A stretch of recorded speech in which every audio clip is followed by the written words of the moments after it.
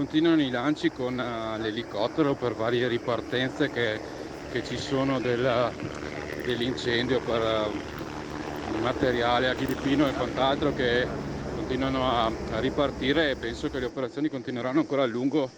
La voce al telefono di un volontario della Protezione Civile aiuta a capire la lotta incessante contro il fuoco per riuscire a limitare i danni e a spegnere in via definitiva il terribile incendio divampato ieri pomeriggio nella pineta del Faro di Bibione, di cui al momento non si esclude nemmeno l'ipotesi dolosa. Sono riprese a pieno ritmo le operazioni dei Vigili del Fuoco e del Corpo Forestale, assieme ai volontari della Protezione Civile, arrivati anche dalla provincia di Treviso, con le squadre dell'antincendio boschivo della Regione Veneto.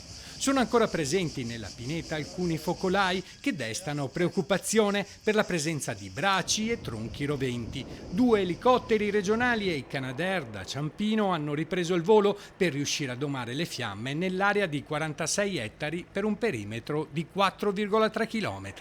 L'incendio sembra inizialmente partito in più punti nelle aree adiacenti alla pineta, dove viene coltivato grano e mais. Il problema è stato che era su più punti, pur essendo intervenuti parecchi vigili del fuoco sia dalla stazione di Portoguaro che di Atesana. Era partito dalle sterpaglie derivanti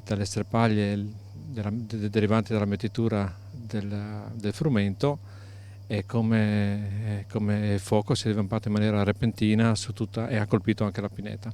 Oltre all'ipotesi del dolo per il fuoco, non si esclude la causa accidentale, essendosi generato, come è stato riferito, in più punti in un campo di grano. Si pensa ad un mezzo agricolo che lavorava nei campi, che potrebbe aver generato delle scintille in grado di innescare il rogo fra le sterpaglie.